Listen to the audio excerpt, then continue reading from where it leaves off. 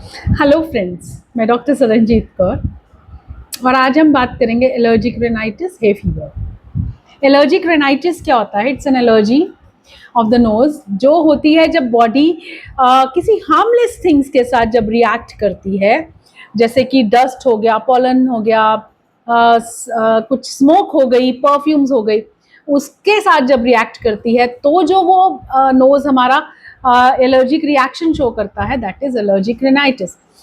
तो instead of ignoring, हमारे को क्या होता है, हमारा नोज और आईज वो ओवर सेंसिटिव हो जाते हैं इन सब से, परफ्यूम से, डस्ट से, पोलन से, या फिर परफ्यूम से।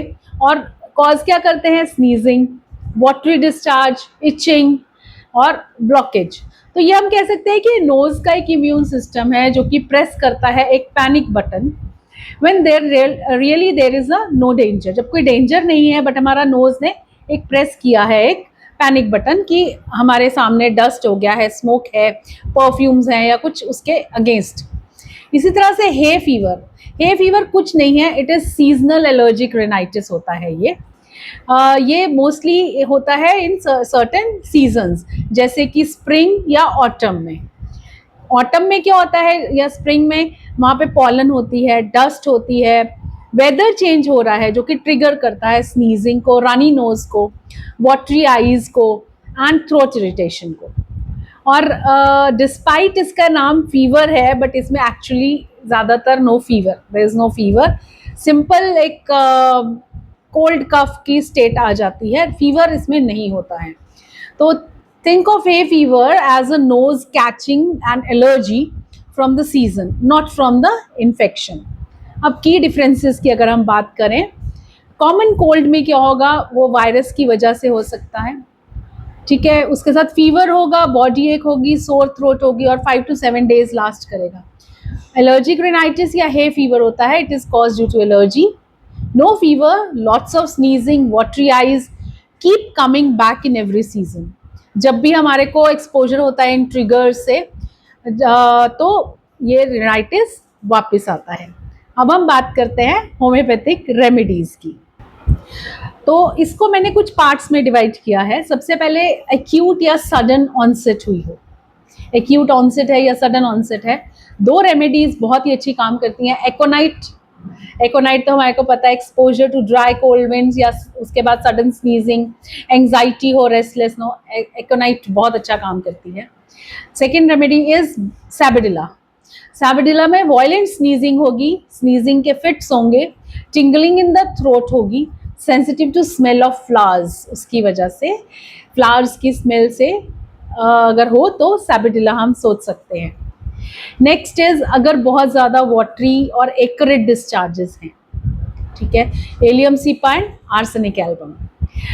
एलियम सीपा जैसे प्रोफ्यूज वाटरी डिस्चार्ज है, acrid from nose and bland from eyes and better in open air, nostrils के आसपास जो छिल जाता है, बर्निंग होती है।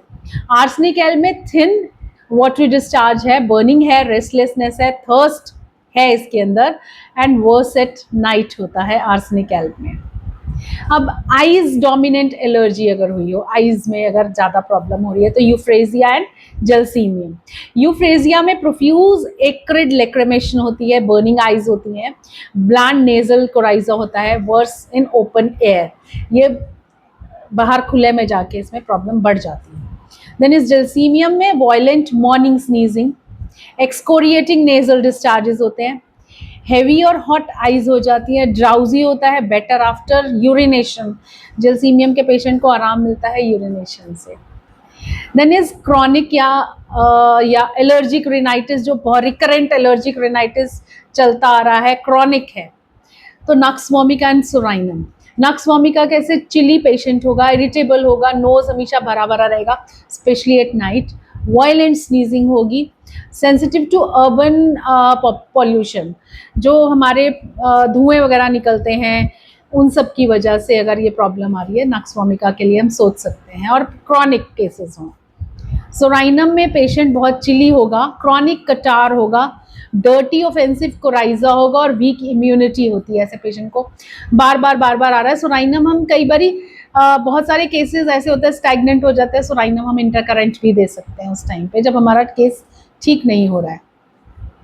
Then is weather triggered allergy अगर हुई हो वेदर चेंजेस की वजह से, तो हम डल्का मारा और नेट्रम सल्फ सोच सकते हैं। डल्का मारा में allergy from damp, cold winds, rainy season, rainy autumn weather हो गया है, कांस्टेंट स्नीजिंग और नोज हमेशा भरा भरा सा रहता है।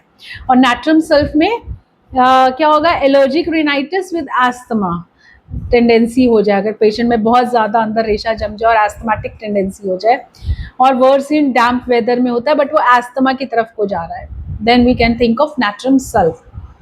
अब अगर सिवियर इरिटेशन और रॉनेस हो रही है तो ऑरम ट्राइफेलम, नोज टफ रहता है रात को, बोरिंग इन नोस्ट्रिल्स, अंदर बार बार वो अंदर नोज में उंगली मारेगा, रॉ और सोर कर लेगा उसकी वजह से, एंड एक्सकोरिएटेड स्किन हो जाएगी, बाहर की स्किन जो थी वो थोड़ी सी उसकी बर्निंग वाली और छिली छिली सी हो जाएगी।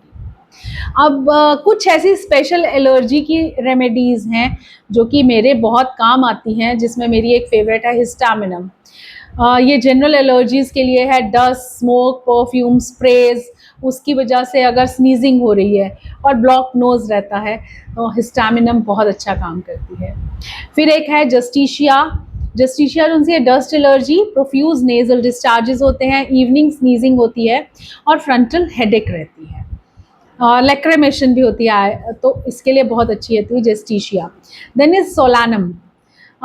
इसका क्या होता है, प्रोफ्यूज वाटरी डिस्कोराइजा रहेगा और इचिंग रहेगी, पोस्ट नोज के पोस्टीरियर चैम्बर में इचिंग रहेगी, उसको पीछे अंदर वो कहेगा कि मुझे ना अंदर अंदर कुछ हो रहा है। ये डस्ट पोल्यूशन से रिलेटेड ही होता है। अब अगर हमारे को इसको ईजीली निमोनिक्स के वे में अगर मैं प्रेजेंट करूं कि हम लोग इसको कैसे याद रख सकते हैं, ये रेमेडीज इन एलर्जिक रिनाइटिस या हे फीवर की, तो हम लोग कहेंगे ऑटम हे फीवर बस की तरह होती है, और सारी की सारी रेमेडीज जो सी हैं उसकी पैसेंजर्स हैं इन ग्रुप्स। ए से जैसे ऑटम हमने ले लिया, ऑटम का A aconite, allium cepa and arsenic एल। U is for uncontrollable sneezing है, sabadilla and euphrasia. T is for tired and heavy feeling है, जलसीमियम। U is again for urban cold यानी nux vomica and psorinum. M is for moist and damp weather अगर है डल्का मारा natrum sulph. N is for nose raw हो रहा है, Aurum ट्राइफिलम, soreness है, raw है नोज। तो हे फीवर बस जो हमने ऑटम हे फीवर बस सोचा है ना, तो ऑटम का तो मैंने बता दिया, एंड हे फीवर बस के स्पेशल टिकट्स में कौन जाएगा, हिस्टामिनम जाएगी, जस्टिशिया एंड सोलानम। तो ये कुछ रेमेडीज हैं, बट हाँ अगर ये लेमैन देख रहे हैं तो please don't take this remedies on your own, consult your nearest homoeopath, वो आपको बता सकते हैं रेमेडीज आपके लिए हैं या नहीं है, बिकॉज हमारा इंडिविजुअलाइजेशन के बेसिस पर होता है। किसी में आपको प्यास ज़्यादा लग रही है, किसी में कम लग रही है, किसी में आपको अंदर ठीक हो रहा है, बाहर ठीक हो रहा है, बहुत सारी हमारे को चीज़ें देखकर फिर आपके लिए रेमेडी हम चूज करते हैं। इट इज़ नॉट दिस कि एलियम सिपा एकोनाइट या ये सब है, it is not like this. Homeopaths को पता होता है which is the correct remedy for you. That's all from my side. I am doctor Saranjeet Kaur from doctor Saran's homeopathic healing. Next time एक और वीडियो के साथ आऊँगी। Please share and subscribe to my channel. Thanks.